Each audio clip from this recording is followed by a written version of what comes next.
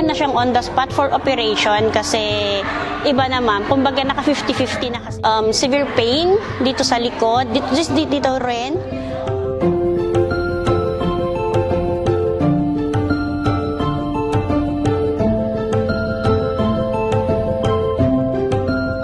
Una, nung nagpa-check up ako, sabi which is my PCOS. And then, meron pa rin ako. So, sabi ko, parang may iba pa akong sakit. So, pumunta kami sa other doctors. Sabi niya, try natin yung ganitong test. Doon nalaman na may problema ako sa kidney and gallbladder. Pero, ang daming naging komplikasyon para sa akin. Severe pain dito sa likod, dito rin.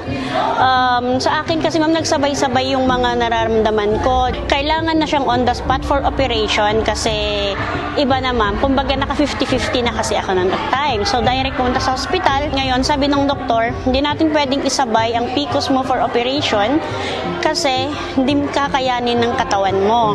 Ngayon, sabi ng doktor, wow, ma'am, okay sabi niya, lumiit naman yung sa PCOS mo. Anong ginamit mo? Sabi niya rin doon. Sabi ko, nagtuloy ako ng product, FC Bio. Ito ang daily use ko. Gamit ko siya ng ginamit until then na doon ko na in a month na parang okay parang hindi ako bumabalik kasi actually ma'am, parang bahay ko ang hospital dahil sa UTI, buntis ako, pati mga anak ako. Maganda itong product, nakakatulong siya. Nawawala yung kate.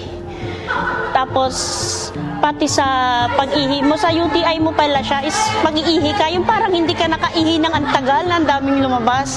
So, the product is big help para sa atin.